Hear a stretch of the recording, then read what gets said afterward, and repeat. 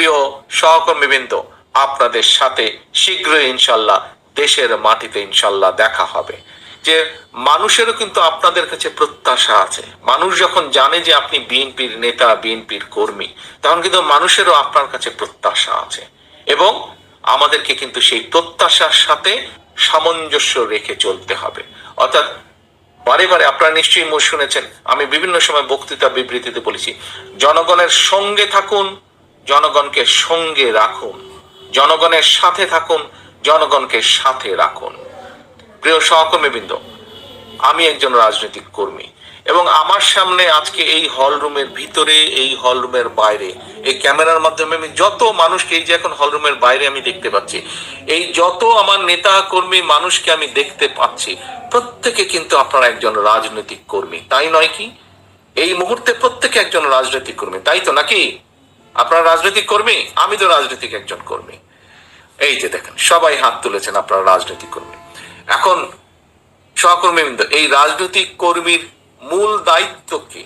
মূল দায়িত্ব হচ্ছে মানুষকে খুশি রাখা, জনগণকে খুশি রাখা, জনগণের সমর্থন আপনার পক্ষে রাখা।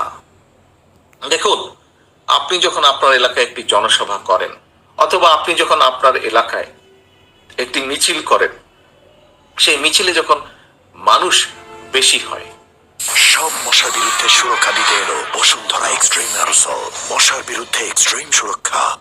আপনি যখন পিছনে তাকিয়ে দেখেন, মিছিলটি আপনার প্রত্যাশিত থেকেও বড় অনেক। আপনি যখন জনসভায় বক্তৃতা দিতে উঠেন, মঞ্চে উঠেন, আপনি যখন দেখেন আপনার সেই জনসভায় মানুষের ঢল আপনার প্রত্যাশার চেয়েও বেশি, আপনার কি ভালো লাগে না?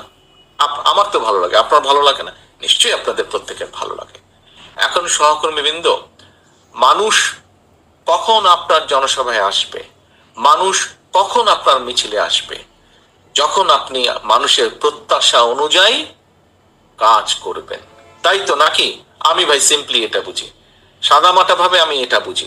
আপনি যখন জনগণের প্রত্যাশা অনুযায়ী কথা বলবেন, জনগণের প্রত্যাশা অনুযায়ী কাজ করবেন, তখনই তো জনগণ আপনার সাথে থাকবে। আজকে দেখেন, এই যে যেই দলটা পালিয়ে গিয়েছে, এই বেশি দিন ঘটনা, 1 বছর আগেও, গত বছরও এই সময় কিন্তু ওই স্বৈরাচার আমাদের ঘাড়ের উপরে, দেশের মানুষের ঘাড়ের উপরে চেপে বসেছিল। আজকে যেই স্বৈরাচারকে বাংলাদেশের মানুষ বিতাড়িত করে দিয়েছে, এই দেশ থেকে বিতাড়িত করে দিয়েছে। কেন বিতাড়িত করে দিয়েছে?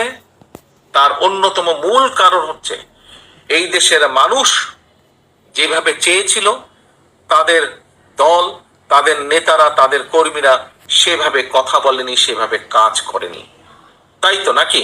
এক কথায় তো তাই। মানুষের প্রত্যাশা অনুযায়ী তারা কাজ করেনি, সেই জন্যই তাদের আজকে এই পরিণতি।